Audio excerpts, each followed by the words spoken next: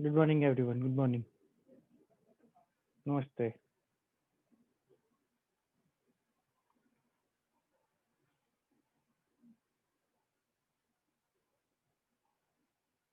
जय हिंद, जय श्री राम। चलो, क्या पढ़ रहे थे अपन लास्ट क्लास में? इक्विलिब्रियम में अल्फा अल्फा की बात कर रहे होंगे, क्वेश्चन कर लिए होंगे हमने।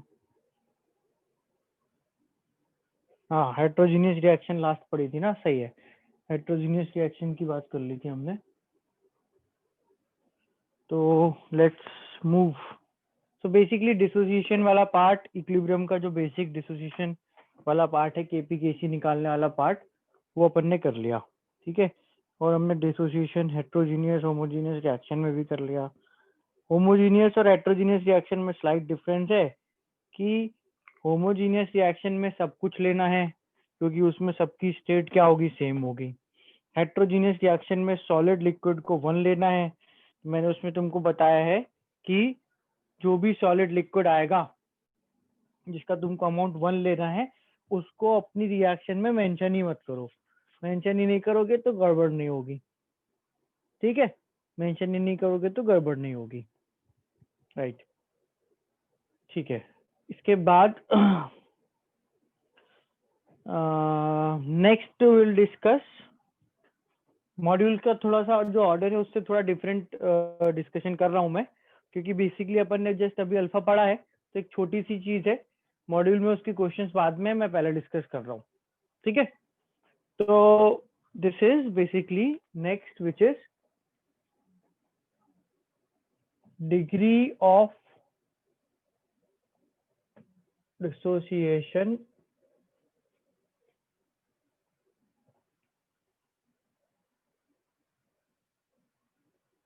एंड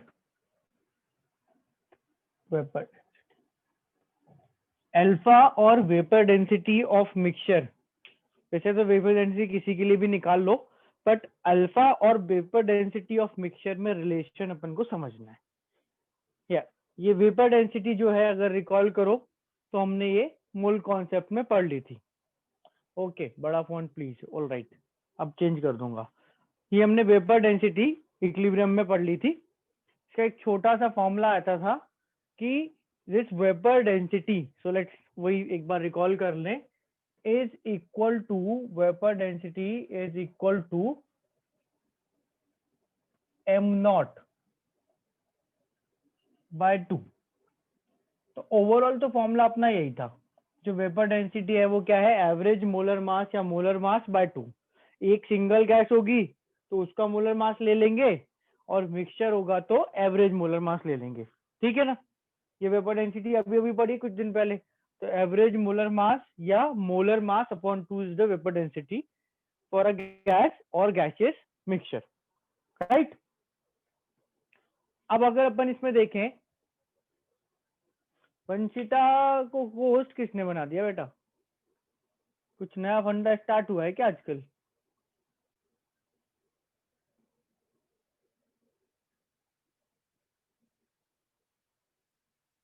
अच्छा, चलो, फॉर कोई स्पेसिफिक रीजन?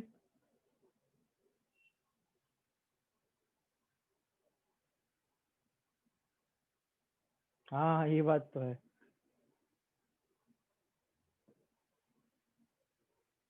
अच्छा, चलो,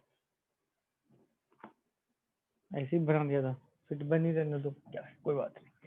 vapour density is M not by 2 और एम एवरेज में। तो मेरे को होस्ट तो मैंने खुद ही बनाया ना, काम तो उसने करा नहीं जो उसको करना था, है ना। मतलब होस्ट तो मुझे खुद लॉगिन करके खुद को बनाना पड़ा, इकलौता काम था।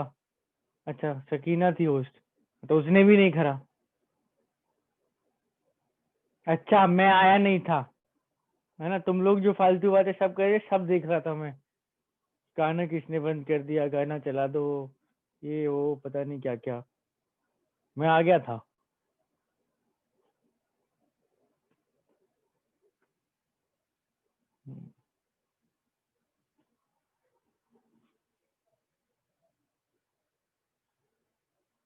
कोई बात नहीं बेटा, कोई बात नहीं, वैसे भी टाइम नहीं हुआ था क्लास का तो।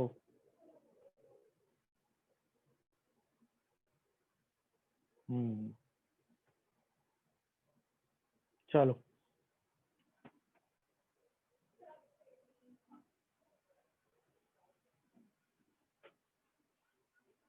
हाँ, तुम लोग सीधे हो।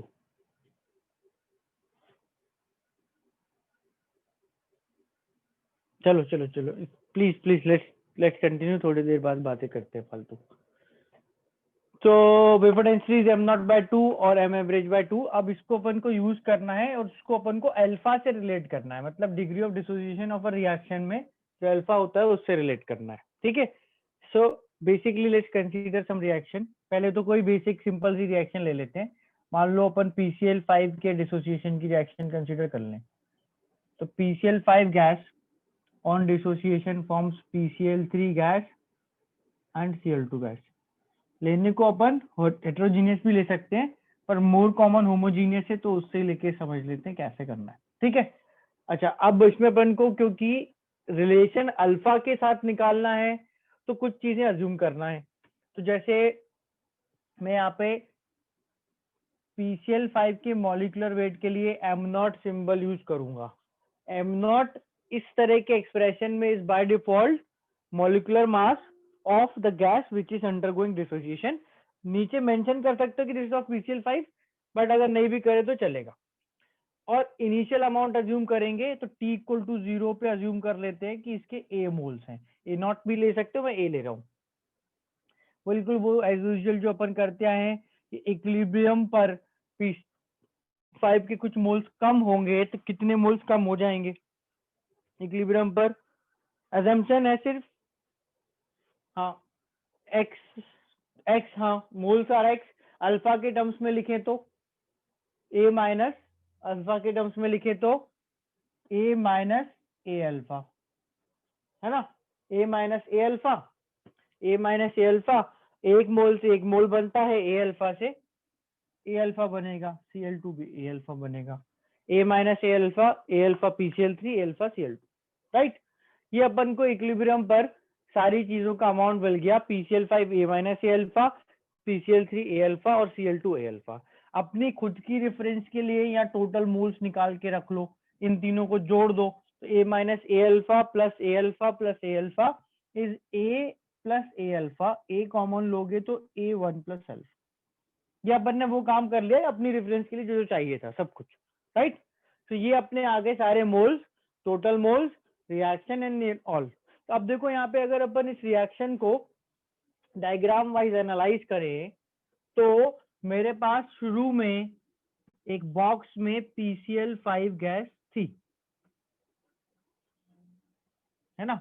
इसके मोल्स थे A। रिएक्शन हुई तो इससे टूट के PCl3 और Cl2 गैस बन गई और उनके कुछ रिस्पेक्टिव मोल्स आ गए जो अपन ने लिख रखे हैं।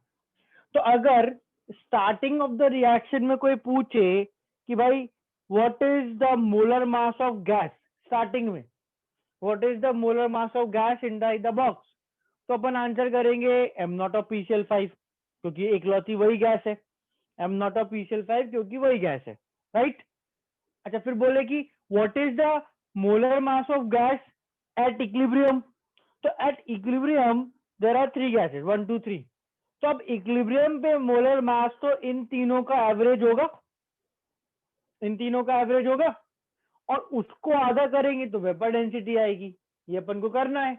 अब इन तीनों का जो एवरेज मोलर मास है वो अपन एवरेज मोलर मास के फॉर्मुलेशन निकालें तो what was the formula, what was the formula of average molar mass, it was moles into molar mass plus moles into molar mass plus moles into molar mass upon total moles. So overall नीचे उस average molar mass को निकालने में, average molar mass को निकालने में नीचे total moles आते हैं, याद है, नीचे टोटल मोल्स आते हैं, यस और नो, हाँ। ऊपर क्या आता है, तो ऊपर मोल्स और मोलर मास का प्रोडक्ट। जैसे अभी वो मैं लिख नहीं रहा हूं क्योंकि इसकी जरूरत नहीं है, बट सुन तो सकते ही हो।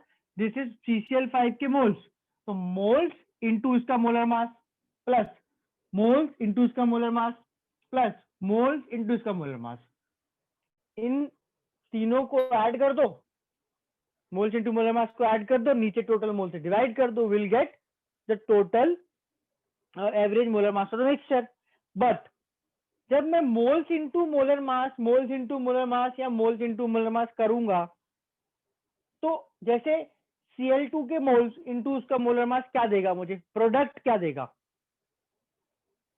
मास, गिवन मास, है ना, प्रोडक्ट देगा गिवन मास। तो बेसिकली अपन क्या कर रहे हैं, given mass of Cl2, given mass of PCl3 and given mass of PCl5, इन तीनों को ऐड कर रहे हैं, इन तीनों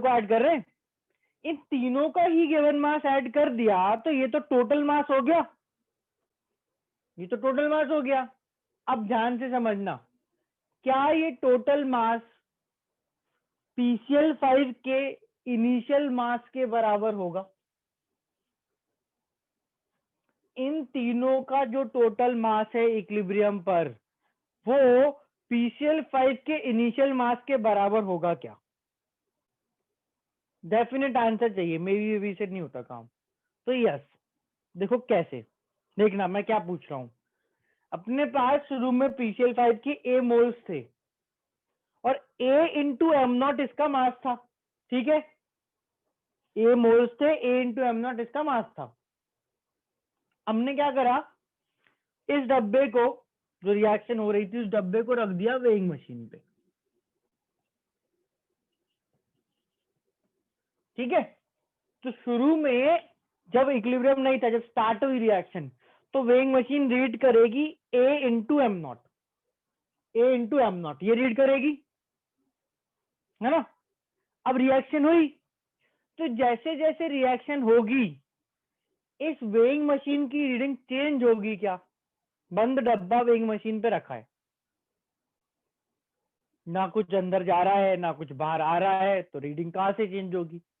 पर रिएक्शन होके ये टूट के ये दोनों गैस में कन्वर्ट तो हो गई, कन्वर्ट तो हुई, but by principle of mass conservation, एक चीज टूट के दो अलग चीजों में कन्वर्ट हो जाए, तो भी रिएक्शन का टोटल मास क्या रहेगा?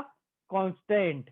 कि भाई अगर मैं इसको तोड़ के ये दोनों बना दूं, तो इन दोनों का मास और जो बची हुई PCl5 है उसका मास मिला के तो टोटल इनिशियल मास के बराबर होगा। मैं मास की बात करो, मोल्स तो चेंज हो रहे हैं, मास की बात करो, तो इनिशियल टोटल मास है वही फाइनल टोटल मास होगा। सब कन्विंस हो गए? Initial total mass equal final moles बताऊंगा, तुम मोल्स छोड़ो, initial total mass equal final total mass होगा, यस और नो, है ना। तो अपन ने लिखा, देखो, average molar mass equals total mass, कभी भी लिख सकते हो, और ये अपॉन टोटल मोल्स। अब टोटल मास तो क्या था, इन तीनों का टोटल मास, पर by mass conservation it is equal to initial total mass, और इनिशियल टोटल मास देखो क्या है, A इंटू एम नॉट,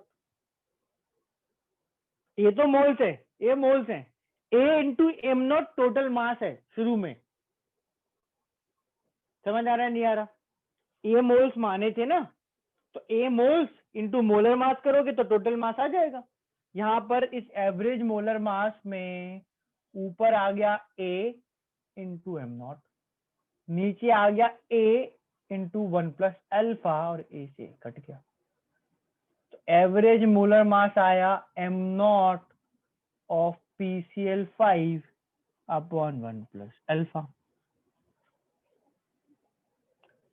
इस एक्सप्रेशन में, इस एवरेज मोलर मास के एक्सप्रेशन में हमने क्या यूज करा, PCl5 का मोलर मास और अल्फा, जो ए माने थे मोल्स, क्योंकि वो अज्यूम करे थे। तो अब देखो नहीं दिख रहा एक्सप्रेशन में, अगर वो एक गिवन वैल्यू होती है जिसकी जरूरत पड़े तो दी होती, तो यूज में आती, पर एक की जो वैल्यू यहाँ यूज में ही नहीं आ रही, तो कट गई, इसीलिए हमने अज्यूम करा था।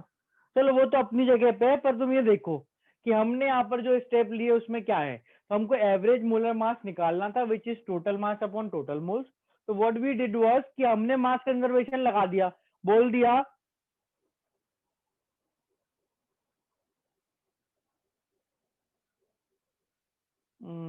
I don't know who is this,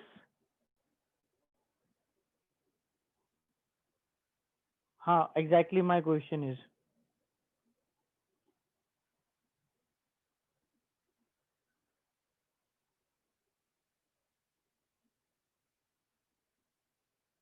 शांत शांत शांत।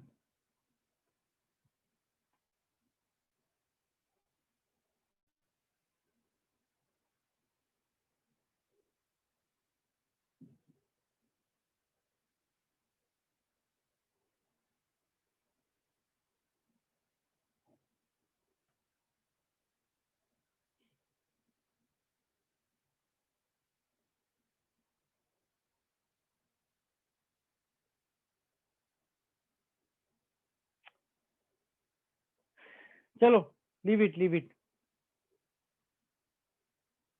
अपन को क्या करना, अबे मेरे को बताओ बेटा, छोड़ो।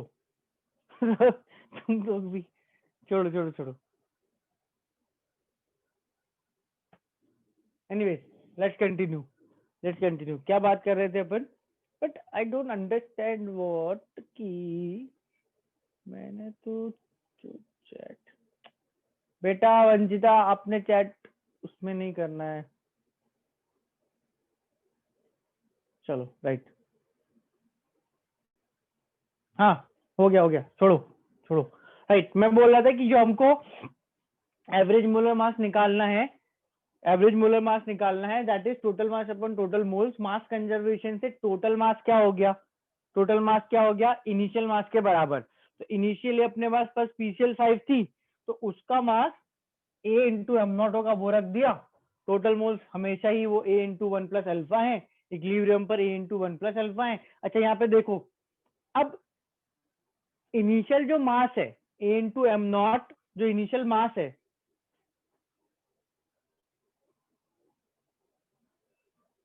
अब नहीं होगा बेटा कुछ, लीव, अब नहीं होगा, मैसेज मैसेज नहीं आएगा। इट वॉज कुछ सेटिंग में गड़बड़ थी। अब आप लोगों को मेरे अलावा किसी को मैसेज करने का ऑप्शन नहीं आ रहा ना? नहीं आ रहा, ठीक है, परफेक्ट, बस okay. So what I am saying is कि ये जो इनिशियल मास है, ये तो हमेशा ए इंटू एम नॉट है, ये हमेशा क्या है, ए इंटू एम नॉट है, वो तो चेंज ही नहीं होगा। तो व्हाट, किस चीज पर एक्चुअली ये जो एवरेज मोलर मास है ये डिपेंड किस पर करेगा, ये डिपेंड करता है टोटल मोल्स पे। देखो टोटल मास तो ए इंटू एम नॉट ही है, मास कंजर्व रहेगा, चेंज नहीं होगा, तो ये हमेशा ए इंटू एम नॉट रहेगा। जैसे जैसे डिसोसिएशन का एक्सटेंट बढ़ता जाएगा, जैसे जैसे डिसोसिएशन बढ़ता जाएगा, अल्फा बढ़ता जाएगा, और जैसे जैसे अल्फा बढ़ता जाएगा एवरेज मोलर मास कम होता जाएगा। Eventually it depends only on alpha, M not of PCl 5 upon 1 plus alpha. तो average molar mass depends upon alpha. Now इस एवरेज मोलर मास को बदल के हाउ यू फाइंड इसका वेपर डेंसिटी, तो आधा कर दो।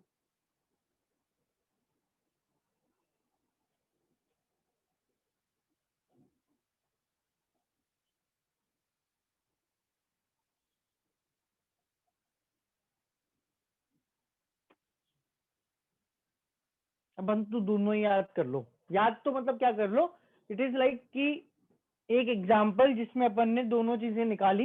ये तो आपके लिए स्टेप एकदम सिंपल सा है, जो वैल्यू यहाँ आई है उसको आधा करोगे तो वीडी बोल दोगे। क्लियर है ये सबको? Alpha is the degree of dissociation, it is either पूछा होता है तो एम नॉट दिया होगा, और दिया होगा तो एम नॉट पूछा होगा। दो चीजों में फॉर्मूला है, एक गैस टूट रही है, उसका अल्फा और उसका एवरेज मोलर मास।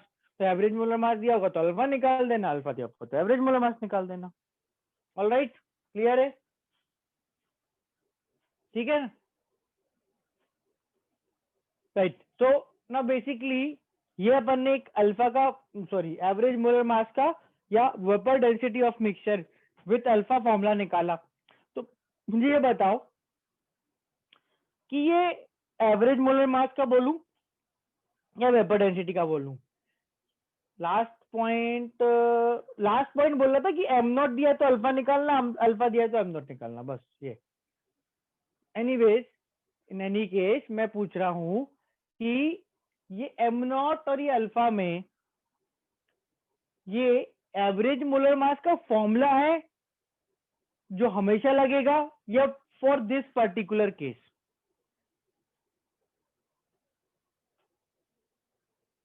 मतलब ये हर रिएक्शन पे सेम फॉर्मूला या for this case only? For this case only. This is true only for this kind of gases जिसमें बेसिकली PCl5 टूट के PCl3Cl2 बन रहा है. बहुत सारी रिएक्शन में लग जाता है एक्चुअली ये फॉर्मूला. रिएक्शन टू रिएक्शन बदलता है. उसमें भी क्या बदलता है? ये नीचे का एक्सप्रेशन, ये 1+अल्फा वाला जो एक्सप्रेशन है ये बदलता है. इसमें एक्सप्रेशन में नंबर्स आ जाते हैं 2-3 टाइप्स. कुछ नंबर आ सकते हैं, फ्रैक्शंस भी आ सकते हैं.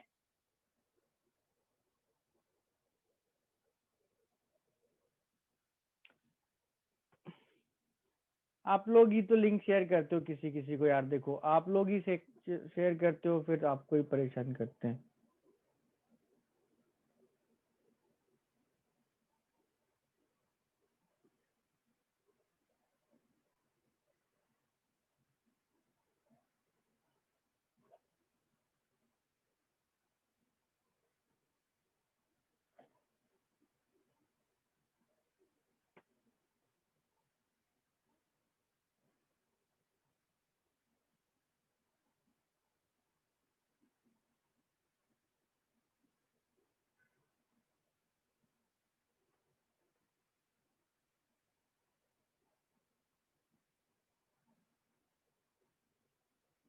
चलो खैर जो भी कर रहा है तो इवेंचुअली यूं होगा कि उसका जूम आईपी एड्रेस ब्लॉक हो जाएगा. तो he will not be able to access Zoom from his house और फोन, समथिंग लाइक दैट, है ना.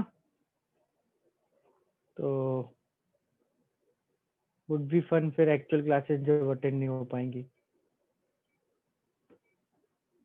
नहीं, मीटिंग कांट लॉक बिकॉज लोगों का डिस्कनेक्ट होता है बहुत. But leave it. चलो एनीवेज लीव इट. राइट, अपन बात कर रहे थे कि it depends upon the type of reaction. बहुत सारी रिएक्शन में एक्सप्रेशन इस टाइप का आता है, नीचे 1+अल्फा और यहाँ पे नीचे 2/1+अल्फा. ठीक है. तो एक जनरल अपन एक्सप्रेशन बनाते हैं that you can use for any type of reaction. तो उसके लिए मैं एक जनरल रिएक्शन कंसीडर कर रहा हूं. Let's see. एक्सप्रेशन का जो डेरिवेशन है काफी खतरनाक होता है, तो पहले ही मैं तुमको वार्न कर रहा हूं. देख के एक्सप्रेशन परेशान नहीं होना है ना. आई एम वार्निंग यू पहले से. थोड़ा सा एक्सप्रेशन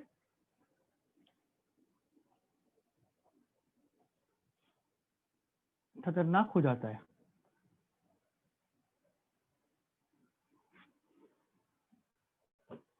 हाँ वो अभी मैं निकाला हूँ, निकाल के दिखा देता हूँ. You will remember the formula finally. ऐसे कर लेना. Right, let's see. सो अपन एक रिएक्शन कंसीडर करते हैं. A dissociates to form B and C. मैं कोफिशिएंट सर एक्स दिया होगा तो एवरेज निकालना होगा, तो उसके लिए मोल्स भी तो चाहिए. हाँ बेटा, अगर एक्स दिया है, एक्स मतलब तुम बोल रहे हो कि अगर मैं A0-X लिखूं उस केस में तो यू नीड मोर डेटा. मैं तो अल्फा अल्फा दिया होगा, अल्फा दिया होगा तो कुछ नहीं, ये एवरेज मोल जो गैस टूट रही है उसका मोलर मास. PCl5 टूटी तो उसका मोलर मास 208.5 आता है. N2O4 में आता है क्वेश्चन तो उसका 92 होता है वो, और अल्फा की वैल्यू, बस दैट्स इट. मोल्स कहाँ चाहिए इसमें? कहीं मोल्स है ही नहीं, तो मोलर मास है और ये अल्फा है ना. राइट, ये रिएक्शन कंसीडर करते हैं. लेट्स ट्राई दिस, है ना. कुछ एक्स वाई जेड में प्रॉब्लम नहीं है ना. हाँ, कोफिशिएंट्स एक्स वाई जेड कर लो. कोफिशिएंट्स एक्स वाई जेड कर लेते हैं. इनिशियल टी इक्वल टू 0 पे मोल्स A0, टी इक्विलिब्रियम पर A0-A0 अल्फा बिना दिमाग लगाए. ठीक है. अब यहाँ ध्यान से देखना, स्टोइचियोमेट्री. एक्स मोल से वाई, एक से Y by X, A0 alpha से Y A0 alpha by X, Z A0 alpha by X. तीनों को जोड़ो, एनटी निकाल के रख लो. तीनों को जोड़ोगे तो A0 - A0 alpha y a not alpha by X z a not alpha by X. इन चारों का सिंपल सम लिखा है, ठीक है। अभी अपन इसको अपने हिसाब से यहाँ पे एक्सप्रेशन को चेंज कर लेंगे। नेक्स्ट अपन को लिखना है एवरेज मोलर मास। तो average molar mass is total mass which is M not of dissociation gas, M not of A, ये समझ आ रहा है क्या लिखा, into initial moles A not. ये सेम यहां से देखो, एक्स से डिवाइड क्यों करा, स्टोइचियोमेट्री, एक्स मोल से वाई, एक मोल से वाई अपॉन एक्स, और ए नॉट अल्फा से Y upon X into A not alpha, Z upon X into A not alpha, stoichiometry, ठीक है। अच्छा, ये अपन एवरेज मोलर मास में सेम चीज कर रहे हैं कि टोटल मास यानी कि ए का मास, क्योंकि ए टूट रहा है तो A not into molar mass of A. नहीं, अब मैंने कब क्या कहा था, हमेशा ये मेथड एप्लीकेबल नहीं है।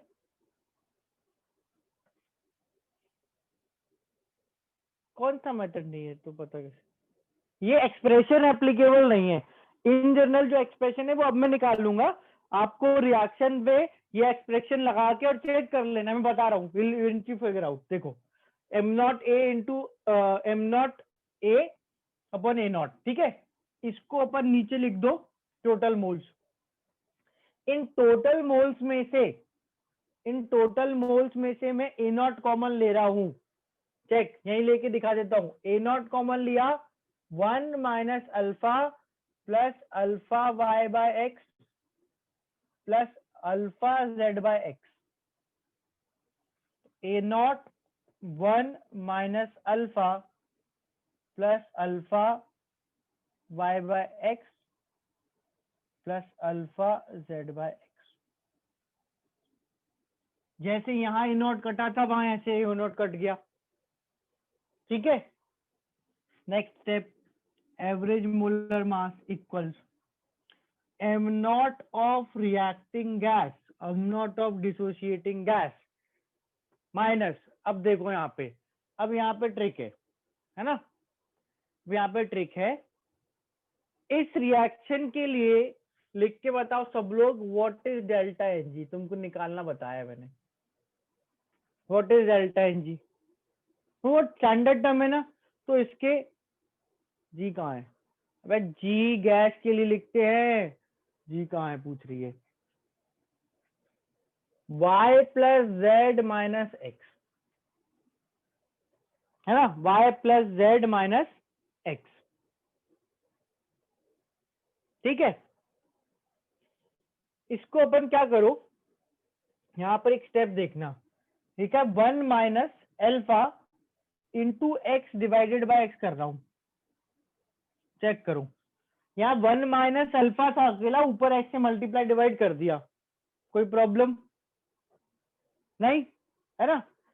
अब ये चेक करना, ये चीज ये लिखा है 1 माइनस पूरा, ये इस पूरे से मैं एक्स लेता हूं कॉमन, एक्स लेता हूं कॉमन और अल्फा लेता हूं कॉमन, ठीक है। तो ये लिखा है y plus Z minus X, तो this is 1 plus delta N G into alpha by X.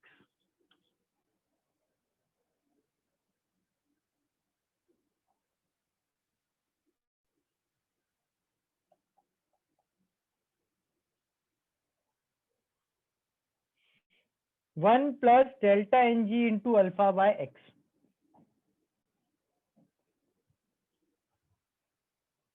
1 plus delta N G into alpha by X. Last step में मैंने यहां लिखा था 1 माइनस एक्स, ये चीज देख लो, ये लिख लो, 1 minus alpha plus alpha Y by X plus alpha Z by X, ये लिखा हुआ था, ठीक है। ये चीज लिखी थी यहाँ पर, कंपेयर कर लो बोर्ड पे, दोनों चीजें दिख जाएंगी, है ना, दोनों चीजें दिख जाएंगी। इस अल्फा में मैंने एक्स से मल्टीप्लाई डिवाइड किया, अल्फा में एक्स से मल्टीप्लाई डिवाइड किया, ये आ गया, समझ गए। 1/x, नीचे का तीनों से x कॉमन लिया, ये आ गया। ऊपर से तीनों से अल्फा कॉमन लिया, ये आ गया। ऊपर बचा क्या, y और प्लस z, ये वाला, और माइनस x, उसको डेल्टा एन जी लिख दिया। और अगर तुम मेरी बात मानो, जो कि बहुत फायदे के लिए तुम्हारे लिए मानो, तो तुम बिल्कुल मत लगाओ इस पे दिमाग, इस पे फोकस करो, कभी काम नहीं आएगा इस तरह का डेरिवेशन, बिल्कुल भी, बिल्कुल रत्ती भर काम नहीं आएगा। रिएक्शन दी हो, जैसे PCl5 की दी थी, तो बहुत आसान होता है ना।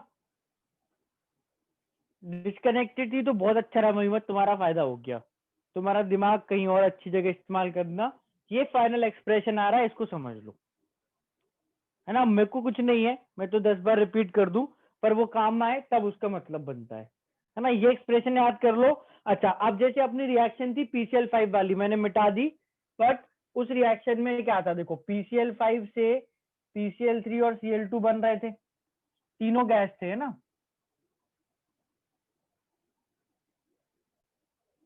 तीनों गैस थे। तो मुझे बताओ कि अगर ये तीनों गैस हैं, तो इन तीनों के लिए डेल्टा एनजी क्या होगा, मतलब इस रिएक्शन का डेल्टा एनजी क्या है, डेल्टा एनजी क्या है, 1 + 1 - 1 1। अच्छा, और ये बताओ कि डेल्टा एनजी 1 हो गया। अच्छा, इसमें एक्स, जो कि अपनी रिएक्टिंग गैस का कोफिशिएंट है, वो क्या है, जो गैस रिएक्ट करे उसका कोफिशिएंट, वो भी 1 है। तो डेल्टा एनजी और एक्स दोनों अगर 1 हो गए, तो 1 + अल्फा बचा, ये सेम एक्सप्रेशन आ गया, ये देखो आ गया, same expression M not PCl5 अपन 1 + अल्फा एक्सप्रेशन आ गया। और किसी केस में अगर अपना डेल्टा एनजी कुछ और आ जाए, कोफिशिएंट कुछ और आ जाए, यू कैन सॉल्व दैट, है ना। मैं एवरेज एम नॉट का फॉर्मूला लिख रहा हूं, इसको आधा करना, वेपर डेंसिटी बन जाएगी। तो वो मैं तुम पे छोड़ रहा हूं, बिकॉज हमेशा वेपर डेंसिटी ही या एवरेज एम नॉट ही जरूरी नहीं होता, कभी कुछ पूछा जाता है। तो एवरेज मोलर मास का फॉर्मूला इसमें याद कैसे करोगे, देखो सिंबल्स तो रिएक्शन के रिस्पेक्ट में है। M not A in words, what do you explain someone, कि एम नॉट ए क्या, तो molar mass of reacting gas, जो गैस रिएक्ट कर रही है, जो डिसोसिएट हो रही है, उसका molar mass upon 1 + delta N G, वो रिएक्शन का होता है, delta N G of the reaction, into alpha, that is degree of dissociation, divided by coefficient of dissociating gas. समझ आ गया। मोल है ही नहीं, मोल कहाँ है, कहीं नहीं है, कहाँ लिखा है, M not of dissociating gas, जो गैस टूटी उसका एम नॉट, जो गैस टूटी उसका एम नॉट, जो भी रिएक्शन वाली गैस है, ये सबके लिए चलेगा, बिल्कुल परफेक्ट, सब पे चलाओ इसको एकदम बिंदास। जो गैस डिसोशिएट हुई उसका am not, divided by 1 + reaction का डेल्टा एनजी, जो डेल्टा एनजी होता है वो, इनटू अल्फा, और डिवाइडेड बाय रिएक्टिंग गैस का, डिसोशिएटिंग गैस का coefficient.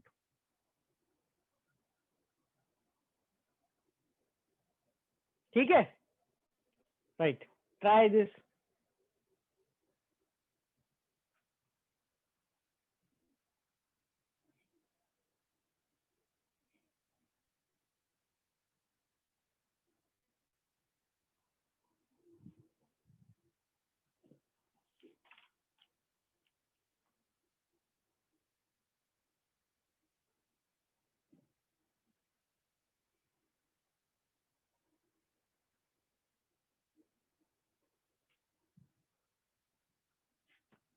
Find vapour density at equilibrium for the gases in reaction A gas in equilibrium with x/2 B gas plus x/4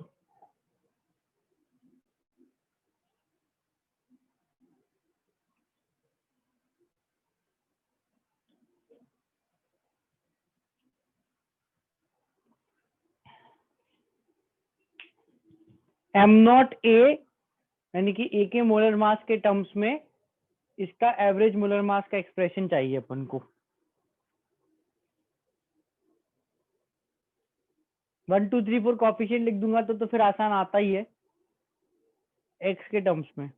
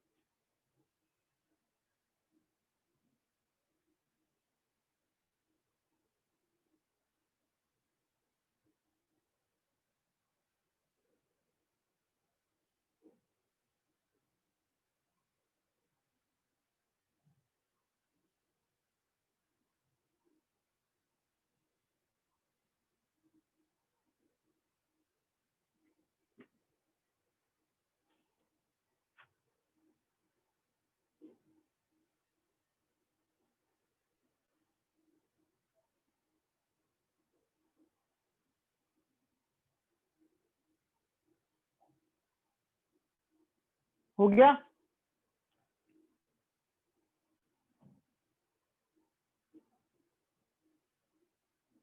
M not upon 1 plus क्या आएगा, M not upon 1 plus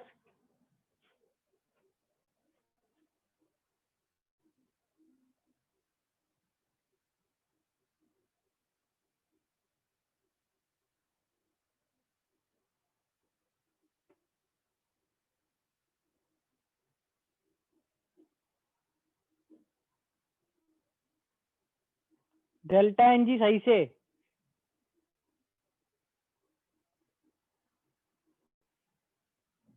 M not upon 1 plus delta N G into alpha लिख लेना और फिर दी x Y.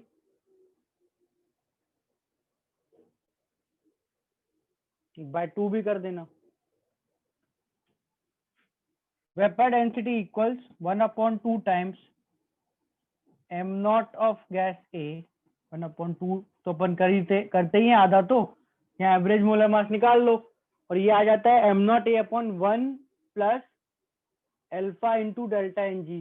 तो x/2 plus x/4 3x/4 plus 3x/4 minus 1 3x/4 minus 1 divided by 1, तो यही आ जाएगा।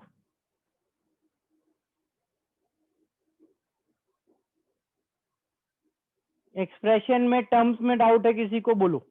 ये जो मैंने लिखा है हाफ तो वो अपन को वेपर डेंसिटी के लिए करना है ना, उसके अलावा M not A upon 1 plus alpha into delta N G simplify करके एक्सप्रेशन आ जाएगा, चेक कर लेना। ठीक है, सिंपल ये फॉर्मूला यूज करा और सिंप्लीफाई करोगे तो ये फ्रॉस 4 से मल्टीप्लाई हो जाएगा यहाँ और यहाँ, और 2 से वो कैंसिल होके 2 बचेगा।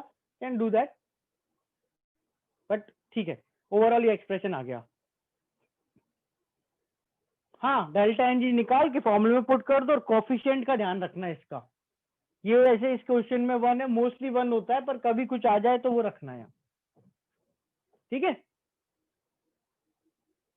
क्या करके बता दी इसको और सिंप्लीफाई करके, ये 4 से मल्टीप्लाई करो यहाँ और यहाँ कर दो तो ये ऊपर आ जाएगा। तो ये आ जाएगा 2m0a upon 4 plus alpha into 3x minus.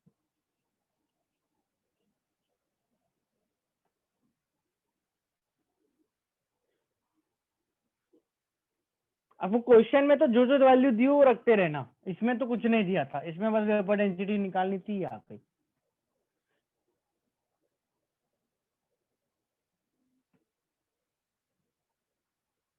X ए का कॉफिशिएंट है क्या, एक्स इसके आगे लिखा है क्या,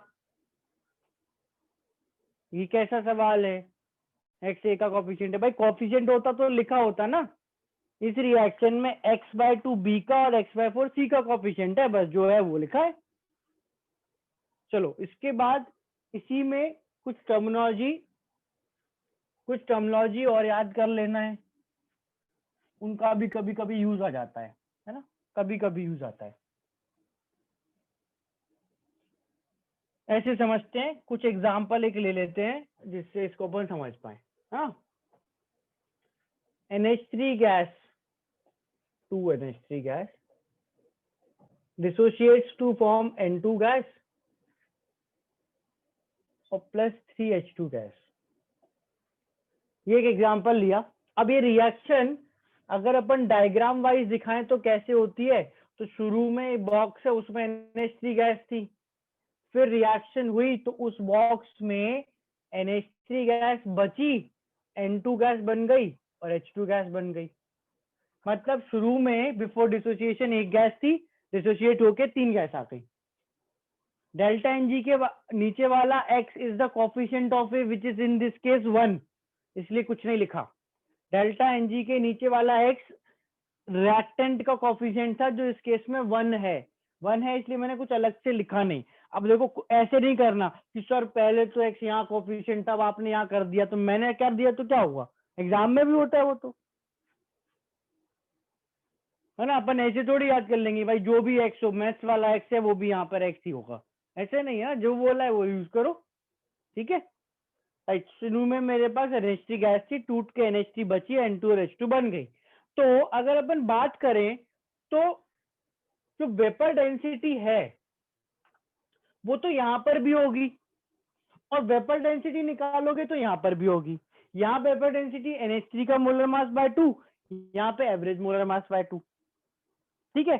इन वेपर डेंसिटी को डिस्टिंग्विश कैसे करा जाता है, इनको अलग नाम कैसे दिया जाता है, तो जो वेपर डेंसिटी है बिकॉज रिएक्शन होने पे वो बदलती है, समझ आ रहा है, रिएक्शन होने पे बदलती है वेपर डेंसिटी, बदलती है, रिएक्शन होने पर वेपर डेंसिटी बदलती है। तो what we do is we call them as theoretical, symbol use करेंगे डी नॉट या capital D, sorry D T या कैपिटल डी, कैपिटल डी या D T, that is theoretical vapour density. It is, कितने symbols हैं, बहुत symbol है, बहुत अत्यधिक। डी टी या कैपिटल डी मोस्टली ना गिवन भी होते हैं तो इसलिए काम कम पड़ जाता है, पर अपन को पता तो होना चाहिए। theoretical vapor density, you can also call this as vapor density initial or before the reaction starts. NH3 is an example before the reaction starts. Reaction के start होने से पहले initial vapor density is dt or capital D or called as theoretical vapor density. After the reaction it is called as observed vapor density, which is called as DO या small d. After the reaction at equilibrium vapor density final capital D not और DO, ये सबसे simple देखो DT और DO है, theoretical observed, capital D small d में convert होता है। सो इस तरह से याद रख सकते हो, रट्टा मारने का तरीका सुन लो। जब रिएक्शन होगी तो वेपर डेंसिटी कम होगी बढ़ेगी, वेपर डेंसिटी है 1 अपॉन शुरू की अपॉन 1 प्लस अल्फा, है ना, शुरू की अपॉन 1 प्लस अल्फा तो कम हो जाएगी, तो ये वेपर डेंसिटी बड़े से छोटी हो गई, कम हो गई, ऐसे याद कर सकती हो, पहली वाली बड़ी बाद वाली कम, मैंने ऐसे रटा है। बाकी एज यू विश, वो तो रटने की क्षमता पर डिपेंड करता है, किसी की बहुत होती है किसी की नहीं होती है, तो जिसकी ज्यादा है वो सीधे रटे, जिसकी नहीं है वो जुगाड़ लगाए, एज यू विश, है ना। बाकी डीटी और डीओ से तो दिख ही रहा है, टी वाले थियोरिटिकल, ओ वाली ऑब्जर्व, ठीक है। और नहीं तो पहले वाली बड़ी और बाद में कम होती है तो छोटी, है ना। Depends upon the formula. Now let's try and put this in our average molar मास का फॉर्मूला, अगर अब तक याद रहा हो तो एवरेज मोलर मास का फॉर्मूला था, ये जो एवरेज मोलर मास अपन निकालते थे इसका फॉर्मूला था molar mass of reacting gas that is assume to be A upon 1 plus alpha into delta Ng/x। याद करो ये था फॉर्मूला, शुरू में गैस का molar mass upon 1 plus alpha और इनटू डेल्टा एनजी रिएक्शन का और अपन एक्स यानी गैस का कोफिशिएंट था। इस फॉर्मूले में ध्यान से देखना, इसमें मैं क्या कर रहा हूं, इसको और इसको 2 से डिवाइड करूं, ओवरऑल ये 2 से 2 कटेगा। चेक करो इस स्टेप में किसी को डाउट तो नहीं है, ठीक है। एम नॉट ए यानी कि molar mass of initial mixture, initially जैसे NH3 है तो उसका मोलर मास शुरू में PCl5 है तो उसका मोलर मास एक्सेट्रा एक्सेट्रा। तो व्हाट इज इसका molar mass upon T, dt, capital D. ये इनिशियल गैस है ना, उसके मोलर मास का आधा शुरू की वेपर डेंसिटी होगी। समझ आ रहा है नहीं आ रहा? के एम नॉट ए अपॉन 2 शुरू वाली गैस की वेपर डेंसिटी हो जाएगी। फॉर एग्जांपल अमोनिया, तो शुरू में बस अमोनिया, तो यहाँ अमोनिया का मोलर मास आएगा, तो अमोनिया का मोलर मास अपॉन 2 क्या होगा, शुरू की vapour density, theoretical vapour density. और एम एवरेज अपॉन 2 क्या होगी, बाद की vapour density, observed vapour density, small D, final vapour density. तो इसको अपॉन 2 क्यों किया, ताकि एवरेज मोलर मास को 2 से आधा करें तो वेपर डेंसिटी बोल पाए, इसलिए 2 किया। ये जो मोलर मासेज हैं, ये बाद का मोलर मास है एवरेज, ये शुरू का मोलर मास है, तो शुरू का मोलर मास अपन 2, शुरू की वेपर डेंसिटी, बाद का मोलर मास अपन 2, बाद की वेपर डेंसिटी। बाद की वेपर डेंसिटी को बोलते हैं स्मॉल डी, शुरू की वेपर डेंसिटी को capital D upon 1 plus delta N G into alpha upon. मैं कह ये रहा हूं कि जैसे तुम मोलर मास का फॉर्मूला लिखते हो वैसे वेपर डेंसिटी का भी लिख लो, क्योंकि दोनों में आधा आधा करना पड़ता है, और दोनों को या तो आधा करो या तो मत करो, बात तो एक ही है, फॉर्मूला वही का वही होगा। तो मैंने इसलिए दोनों को हाफ करके दिखा दिया था।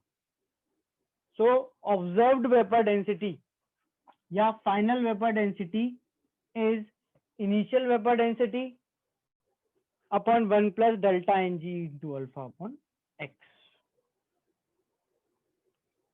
तो अगर मैं स्मॉल डी और कैपिटल डी, ये ध्यान रखना, ये बाद की है पहले की है, स्मॉल डी और कैपिटल डी बाद की और पहले की वेपर डेंसिटी,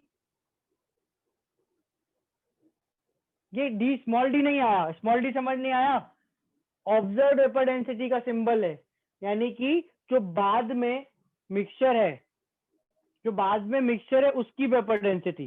तो इसकी वेपर डेंसिटी इन तीनों के एवरेज मोलर मास को आधा करके निकालोगे ना, तो इन तीनों का एवरेज मोलर मास का तो सिंबल एम नॉट है, उसको आधा कर दिया तो स्मॉल डी बोल दिया।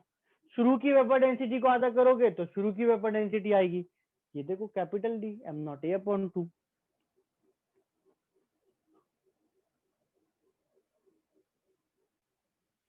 ये एम नॉट ए, ये एम नॉट ए इस तरह से देख लो यार, लो ये एम नॉट ए अपॉन 2 की value capital D, M average upon 2 की वैल्यू स्मॉल डी, और ये एज इट इज यहाँ का यहाँ लिखते हैं।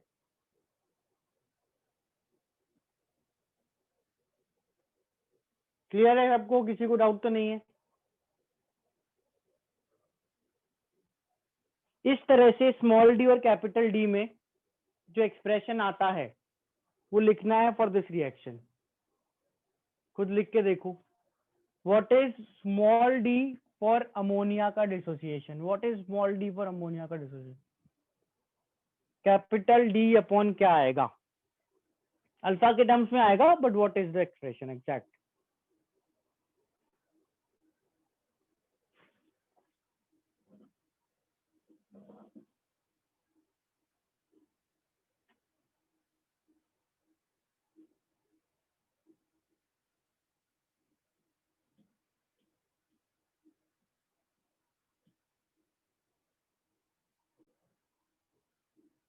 सही है अक्षता बेटा। रायनी विशी, हर्षिता गलत, एक्स से डिवाइड कौन करेगा, बसकर एक्स से डिवाइड, अंशिका एक्स से डिवाइड, एक्स की वैल्यू पता है, रिएक्शन गिवन है, एक्स की वैल्यू रखो उसमें। प्रिया बेटा 2 से 2 कटेगा नहीं, 2 में जगह 2 2 लिख दिया, थोड़ा तो सिंप्लीफाई करो ना। So this is capital D upon 1 plus delta NG, 2, 1 plus 3, 4 by minus 2, 2 upon 2 into alpha upon 2, which is cut के ये डेल्टा NG था 2 और ये x, सही है ना? Capital D upon 1 plus alpha. हाँ, और उस लोगों का सही था, सिंप्लीफाई कम करा था लोगों में, आंसर ऑलमोस्ट सबका सही था, राइट? तो ये अपने स्टैंडर्ड एक्सप्रेशंस हैं जो आपकी क्वेश्चंस में यूज होते हैं। ऑब्जर्व्ड वेपर डेंसिटी, बाद की वेपर डेंसिटी इज पहले की vapour density upon 1 plus delta N G into alpha upon X. Delta N G upon alpha, delta N G upon X, ये delta N G upon X mostly 1 होता है। टी इक्विलिब्रियम में D, हाँ वो भी बोल सकते हो, टी इक्विलिब्रियम का डी, टी इक्विलिब्रियम की vapour density, final vapour density, observe vapour density सब सेम है। इस समय की वेपर डेंसिटी इज पहले की vapour density upon 1 plus delta N G into alpha upon x. Now most question में delta N g upon x is 1, most में delta N g upon x is 1, पर जैसा जरूरी तो है नहीं। अब अगर हो तो वो ले लेना, कुछ और हो तो वो ले लेना, तुम्हारे पास फॉर्मूला है, रिएक्शन देखना, आंसर निकालना, ठीक है ना? चलो, अब किसी को डाउट है इसमें? क्लियर सबको ये?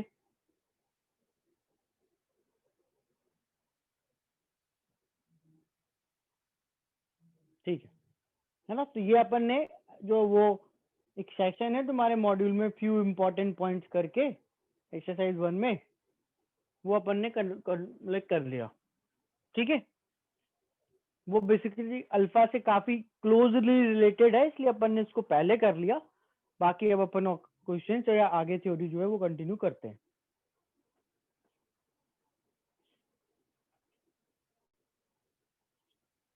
ठीक है? ओके, सो अपन ने डिसोसिएशन ऑलमोस्ट, अब तो डिसोसिएशन में अपन ने सब कुछ ही पढ़ लिया है ना? एग्जाम्पल्स भी आई थिंक इनफ कर लिए। बाकी ऐसा है, डिटेल में एकदम रिलीजियसली मॉड्यूल करना है, उसको कर लोगे तो will be able to do all the question exam जहां पर भी आए इक्विलिब्रियम के मॉड्यूल के क्वेश्चंस एक बार अच्छे से गो थ्रू करने के बाद, कंप्लीटली करने के बाद, है ना? राइट, तो नेक्स्ट अपन चीज पढ़ते हैं, है ना? बहुत नहीं बाकी है, आज के बाद हार्डली मैक्स 2 क्लास, यानी एक कल और एक परसों। परसों तो शॉर्ट शॉर्ट कंप्लीट है, कल भी हो सकता है, विल सी, मतलब ऐसा, है ना?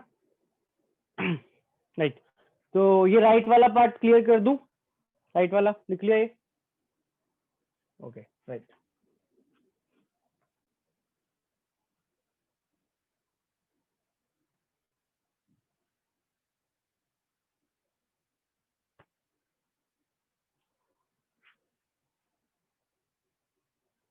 वो आपकी मर्जी है, महिमा, मॉड्यूल की थ्योरी पढ़ना है तो as your wish, as per your wish. तो थ्योरी के लिए ट्राई करने से क्वेश्चंस कंपल्सरीली करना है, क्वेश्चन सारे करना ही करना है। किसी ने मेरे को कुछ मैसेज करा था तो रिगार्डिंग एनसीईआरटी, तो it is like compulsorily do, compulsorily NCERT करना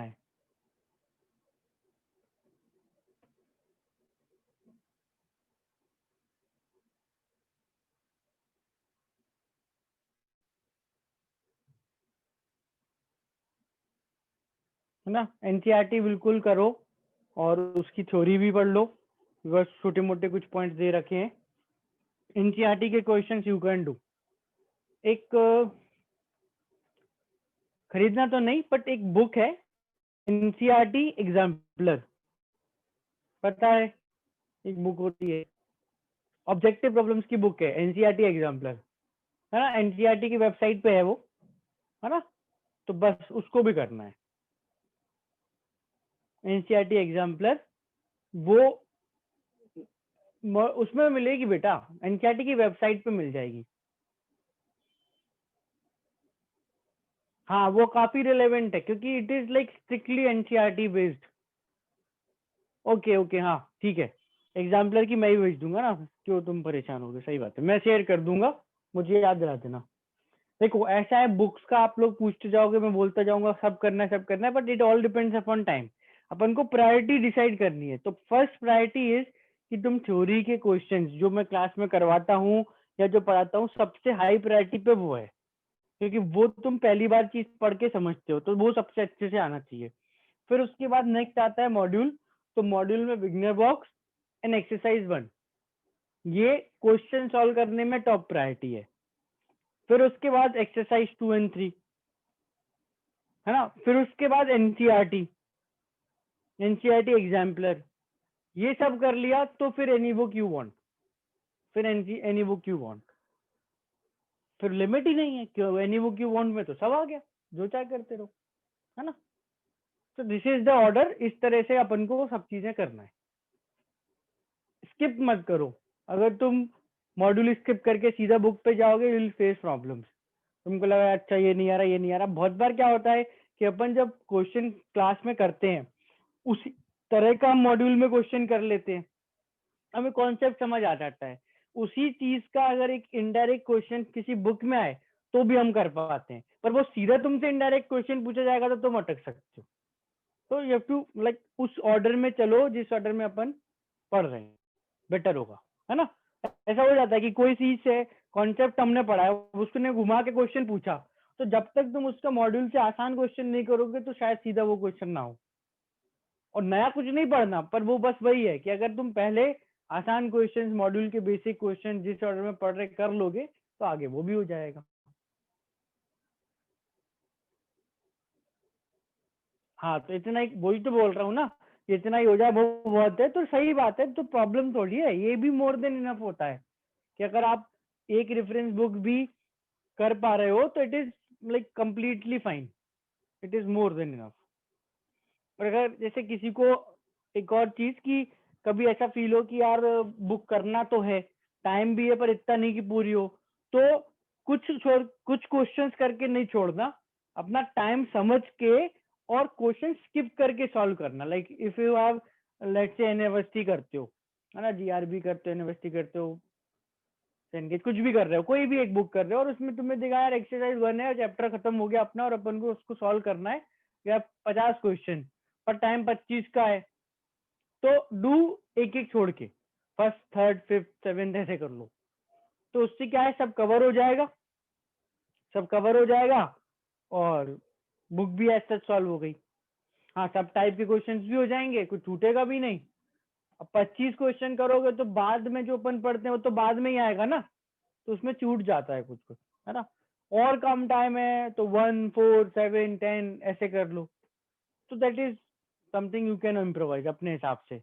और ऐसा है कि बुक अपनी है, सब चाहे करेंगे, तो अगर 1 2 3 ना करके 1 3 5 7 करा तो नेक्स्ट टाइम बैठो करने तो 2 4 6 8 कर लेना, तुम्हारी तो किताब है ना।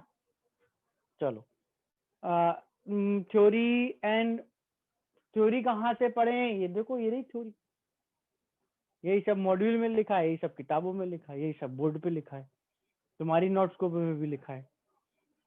बट देखो क्विक अगर रीडिंग करते हो मॉड्यूल की तो कोई बुराई नहीं है, मतलब मैं बिल्कुल मना नहीं कर रहा, बट ऐसा नहीं कि मतलब उसमें फालतू में बहुत टाइम नहीं लगाना, समझ रहे हो, कि तुम नोट्स अच्छे से पढ़ लो, तुम क्विक रीडिंग करोगे यू अंडरस्टैंड समथिंग एवरीथिंग, मतलब कि मॉड्यूल में क्या क्या दे रखा है, तो क्विक रीडिंग कर सकते हो ना कि यार केमिकल इक्विलिब्रियम जैसा चैप्टर पूरा आधा घंटे में एक बार पढ़ लिया कि अच्छा ये था, और अगर you just read from notes it's completely fine, नहीं कर रहे हो तो मत करो, मतलब मुझे आई एम लाइक कि नहीं पढ़ रहे theory from module it's completely okay.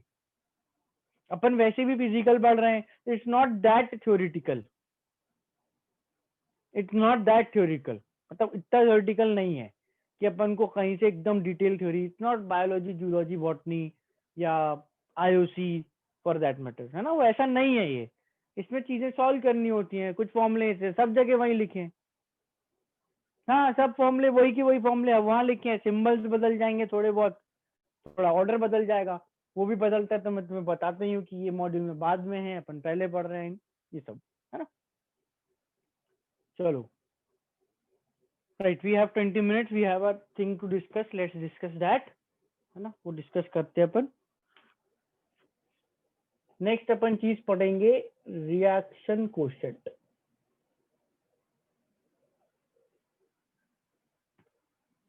Reaction quotient Q, इसका सिंबल क्यू होता है, इसको अपन रिएक्शन कोशेंट बोलते हैं। ये स्टैंडर्ड सी चीज है, आगे जाके इलेक्ट्रोकेमिस्ट्री पढ़ेंगे अपन, उसमें यूज करते हैं, थर्मोडायनेमिक्स में यूज करते हैं। फिक्स सी चीज है, विच इज के इक्विलिब्रियम जैसा ही, जैसे इक्विलिब्रियम कांस्टेंट है वैसे एक चीज अपने आप में रिएक्शन कोशेंट भी होती है। ठीक है, let's see what is reaction quotient. तो अपन इसको समझने के लिए रिएक्शन कंसीडर कर लेते हैं। PCl5 gas dissociates to form PCl3 gas plus Cl2 gas. ठीक है, रिएक्शन कोशेंट का काम क्या है? तो रिएक्शन कोशेंट का काम है रिएक्शन की डायरेक्शन प्रेडिक्ट करना। बोले अच्छा उसमें रिएक्शन कोशेंट क्या करेगा, वो तो हम भी बता देते हैं। तो रिएक्शन कोशेंट मैथमेटिकली प्रेडिक्ट कर सकता है कि एक किसी भी टाइम से रिएक्शन इवेंचुअली इक्विलिब्रियम अचीव करने के लिए किस डायरेक्शन में जाएगी। अब इस डायरेक्शन में जाएगी की बात आती कहां से, क्योंकि इक्विलिब्रियम में दो डायरेक्शंस होती हैं, फॉरवर्ड होती है, बैकवर्ड होती है। तो इसलिए इसमें डायरेक्शन की बात आ गई, रिएक्शन फॉरवर्ड जाके इक्विलिब्रियम पे आएगी या बैकवर्ड जाके। ठीक है, मैं कुछ अमाउंट्स लिखूंगा और उन अमाउंट्स के बेसिस पे आपको बस ये बताना है कि रिएक्शन इवेंचुअली इक्विलिब्रियम अचीव करने के लिए फॉरवर्ड बैकवर्ड कहां जाएगी। अपने हिसाब से एरो एरो लगा लेना जैसे भी, है ना। सो लेट्स सी, ये वाला पार्ट लिख लिया, हटा दूं क्या लेफ्ट वाला? चलो ये हटा रहा हूं बस, बाकी तो जरूरत पड़ेगी तो हटा देंगे। हाँ, तो देखो सपोज किसी टाइम पे, अब मैं इसको T0 नहीं लिख रहा, at time T equal to T, PCl5 के अपने पास 4 मोल हैं, PCl3 0 और Cl2 0। दो ही क्वेश्चन पूछूंगा। फर्स्ट क्वेश्चन, रिएक्शन इक्विलिब्रियम पे है या नहीं, रिएक्शन एट इक्विलिब्रियम यस और नो, नो, है ना। सेकंड क्वेश्चन, फॉरवर्ड बैकवर्ड में आंसर करना है, टू अटेन इक्विलिब्रियम रिएक्शन कहां जाएगी, फॉरवर्ड, है ना। ये 4 मोल से कुछ कम होगा, PCl3 Cl3 थोड़ा बन जाएगा, रिएक्शन आ जाएगी इक्विलिब्रियम, खत्म, सही है ना। Next T equal to T पे भाई ये PCl5 तो नहीं है, PCl3 के 2 मोल है और Cl2 नहीं है, या Cl2 के लगते 3 मोल है, ऐसा कुछ नहीं होगा तो रिएक्शन होगी नहीं। So reaction is at equilibrium yes और नो, नो, है ना भाई। यहाँ पे PCl5 नहीं है, अगर सारी चीजें प्रेजेंट नहीं है तो इक्विलिब्रियम नहीं होगा। टू अटेन इक्विलिब्रियम किस डायरेक्शन में, forward backward, answer is backward, सही बात है, इसमें फॉरवर्ड इसमें बैकवर्ड, और इक्विलिब्रियम आ जाएगा। इक्विलिब्रियम आने पर PCl3 और Cl2 सेकंड केस में कम होंगे, PCl5 बनेगा। जब इतना बन जाएगा कि भाई तीनों का अमाउंट आ जाए, सफिशिएंट आ जाए, इक्विलिब्रियम का एक्सप्रेशन मैच कर जाए, विल से कि हाँ इक्विलिब्रियम आ गया। फिर case number 3, T equal to T, ये अब 4 है, ये अब 2 है और ये अब 3 है। पहला question, reaction is at equilibrium yes और नो। हाँ बिल्कुल सही, तुम्हारे आंसर्स में रिफ्लेक्ट होता है। कुछ लोग यस बोल रहे हैं, कुछ लोग नो बोल रहे हैं, कुछ लोग मे बी बोल रहे हैं, और कुछ लोग मे बी नॉट बोल रहे हैं, और सब सही है। गजब है ना, सबने अलग आंसर दिया और सब सही। जैसे इट्स लाइक सब अपना अपना नाम बताओ, तो आप अलग अलग नाम बताएगी और सब सही है। कुछ नहीं बोल रहे वाले भी हैं, वो तो होते ही हैं। सो बेसिकली इस केस में ये 4, 2 और 3 होने पर रिएक्शन इक्विलिब्रियम पर हो भी सकती है, नहीं भी हो सकती है। Now let's say these 4, 3 and 2 are reaction के amounts in terms of concentration. These are molarity of PCl5, PCl3 and Cl2, or इस रिएक्शन का मैंने तुम्हें बता दिया कि कहाँ लिखूं, मन तो यहाँ लिखता हूँ, Kc इज 3/2। अब बताओ कि रिएक्शन इक्विलिब्रियम पे है या नहीं।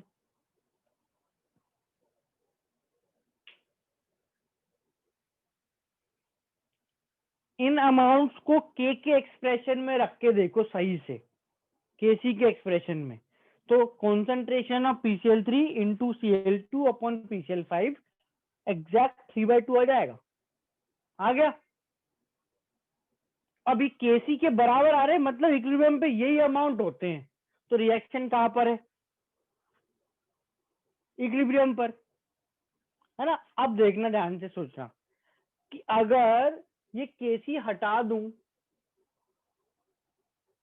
ये Kc हटा दूं, नहीं पता वैल्यू, और तुमने बोला 2 into 3, concentration of PCl3 into Cl2 upon PCl5 is 2 into 3 upon 4 which means it is 3/2 ना। वो वैल्यू किस चीज की वैल्यू है, what is PCl3 into Cl2 upon PCl5। बेटा Kc तो तब है वो जब रिएक्शन इक्विलिब्रियम पे हो, और ये तो मुझे पता ही नहीं था।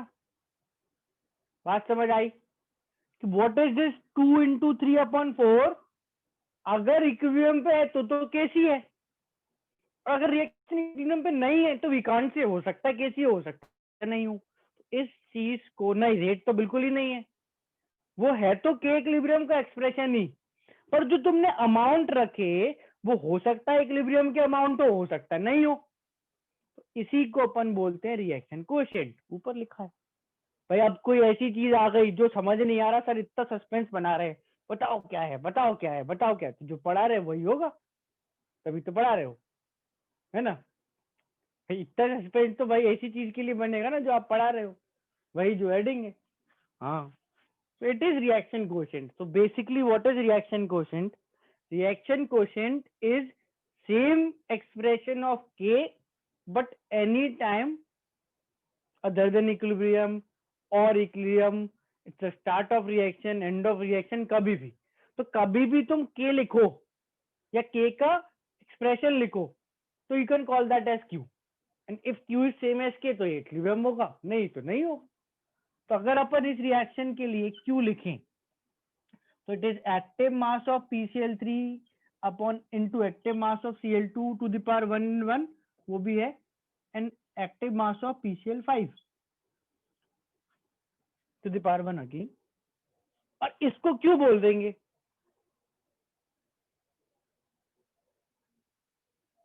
और ये Q की वैल्यू K से कंपेयर कर लेंगे। अब तुम Q की वैल्यू को K से कंपेयर करोगे तो तीन ऑप्शन, Q और K बराबर, Q छोटा K बड़ा, Q बड़ा K छोटा। तीसरी चीज तो आ नहीं सकती, चौथी चीज तो आ नहीं सकती, या तो बराबर आएंगे या छोटा आएगा या बड़ा आएगा, और तीनों केसेस में कैन प्रोडक्ट डायरेक्शन, जैसे अभी तुमने एक केस में करी थी कि अगर ये के इक्विलिब्रियम के ही बराबर आ गया तो रिएक्शन इक्विलिब्रियम पे है। बात समझ आ रही है। तो एक ही स्टैंडर्ड तरीका हो गया कि इक्विलिब्रियम पे अमाउंट या रिएक्शन का इक्विलिब्रियम चेक करने का।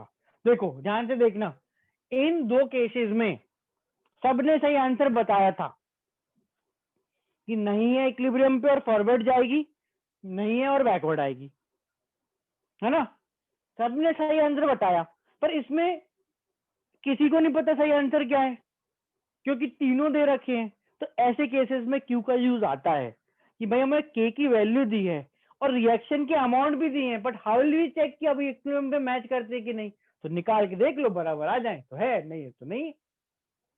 समझ में आ रही है बात क्या बोलता हूँ, कि अगर एक आध रिएक्टेंट प्रोडक्ट मिसिंग है, हाँ हाँ सही सही बोल रहे हो, एक आध रिएक्टेंट प्रोडक्ट मिसिंग है तो it is very obvious equilibrium है या नहीं। रिएक्टेंट नहीं है तो नहीं है, प्रोडक्ट नहीं है तो नहीं है, पर सब कुछ हो तब तो हो सकता है ना इक्विलिब्रियम, हो सकता है ना हो, है ना। अब जैसे जैसे मान लो कि ये 4 है और 0 0 है तो इक्विलिब्रियम नहीं है और फॉरवर्ड जाके इक्विलिब्रियम आएगा। पर मान लो कि ये 4 और ये 1 और 1 होता, पर इक्विलिब्रियम पे ये 3 और ये 2 और 2 होने चाहिए थे, तो 4 एक एक होके भी इक्विलिब्रियम नहीं होता ना। बात समझ आ रही है क्या बोल रहा हूं मैं? कि भी रिएक्शन इतना आगे जाके इक्विलिब्रियम पे आता है, पर तुम इतना आगे ना जाके इतना ही आगे गए, आधा ही आगे गए, तो इक्विलिब्रियम नहीं आया ना। उस समय you will check for Q and compare it with K equilibrium. Q को के इक्विलिब्रियम से कंपेयर कर लो, no if the reaction is at equilibrium or not, और नहीं है तो कैसे आएगी। ठीक है, उसको अपन ऐसे कर लेते हैं। तो एक तो ये PCl5 वाली रिएक्शन के लिए लिख लिया, फिर एक जनरल एक्सप्रेशन और लिख लो, बिल्कुल खत्म ही कर देंगे भाई, के इक्विलिब्रियम के बारे में सब कुछ ही पता हो। सो Ma plus Nb in equilibrium with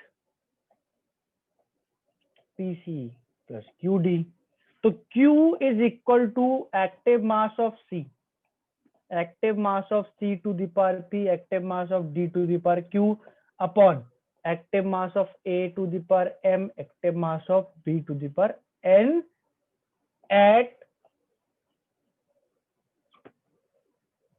T equals T। तो बिल्कुल के इक्विलिब्रियम लिख दिया मैंने, सब दिया होगा। अगर क्वेश्चन का आंसर निकल पा रहा है तो सब दिया होगा। हाँ, कोशिश केसी दिया होगा और डेटा दिया होगा, या क्यूपी दिया, केपी दिया होगा और डेटा दिया होगा। ठीक है, तो मैंने बिल्कुल के का एक्सप्रेशन लिखा, बस टाइम को टी इक्वल टी बोल दिया। और ये जो निकाला अपन ने क्यू, अच्छा यहाँ ध्यान से एक और चीज, फटाफट कोई 1 मिनट की चीज है। अगर एक्टिव मास की जगह कंसंट्रेशन लूं, यहाँ पर एक्टिव मास की जगह कंसंट्रेशन लूं, तो इस क्यू को पर्टिकुलरली क्या बोलेंगे?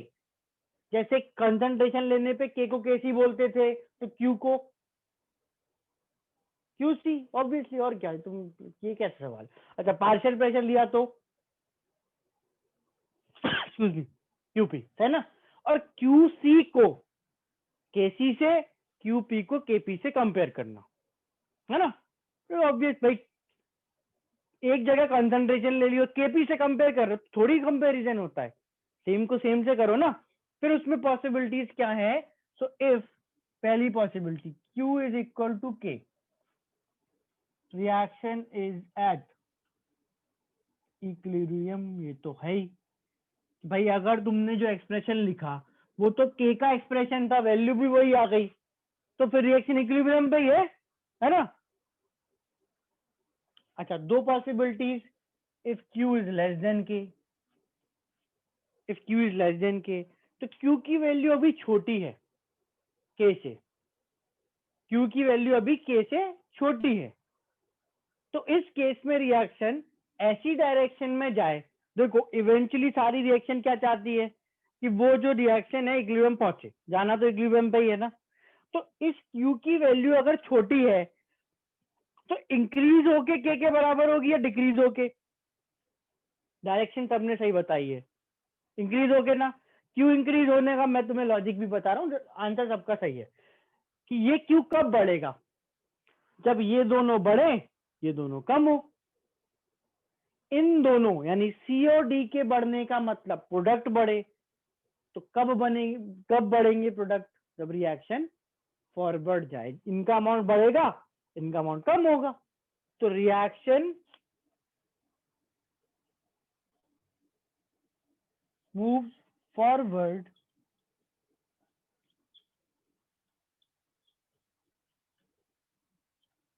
ठीक है।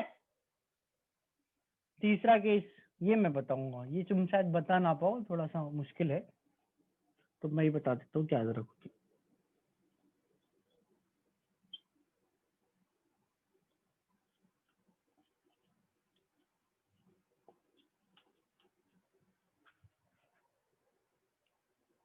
ठीक है ना, बस आ गया।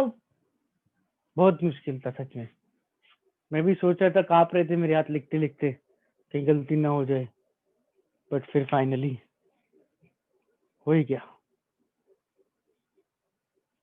चलो, so basically it is the tool to compare or check whether the reaction is at equilibrium or not, है ना। ये मैथमेटिकल एक्सपेक्ट हो गया। कल अपन इसका थ्योरेटिकल एक्सपेक्ट पढ़ेंगे कि बिना वैल्यू के बताए तो, अगर बिना वैल्यू के बताना हो कि बाइक की रिएक्शन आगे जाएगी, पीछे जाएगी, नहीं जाएगी, तो कैसे करेंगे? हीरो। हाँ, मैं सोच रहा था एक्टिंग में ट्राई करूं, बट फिर मुझे लगा my skills can be used anywhere else. KP KC relation can be apply here. जरूरत क्या बेटा? हाँ, मतलब अगर if you want to find, जैसे ये तुमको पार्शियल प्रेशर दे दिए और केसी बता दिया, हाँ तो यूपी निकाल लेना केपी-केसी से। हाँ, साइड हो जाता हूं मैं। Right, so this is the theoretical, sorry, mathematical और क्वांटिटेटिव एक्सपेक्ट। इसमें अपन ने वैल्यूज के बेसिस पे डायरेक्शन प्रेडिक्ट करना है, और नेक्स्ट अपन जो करेंगे that is on the basis of simple logic.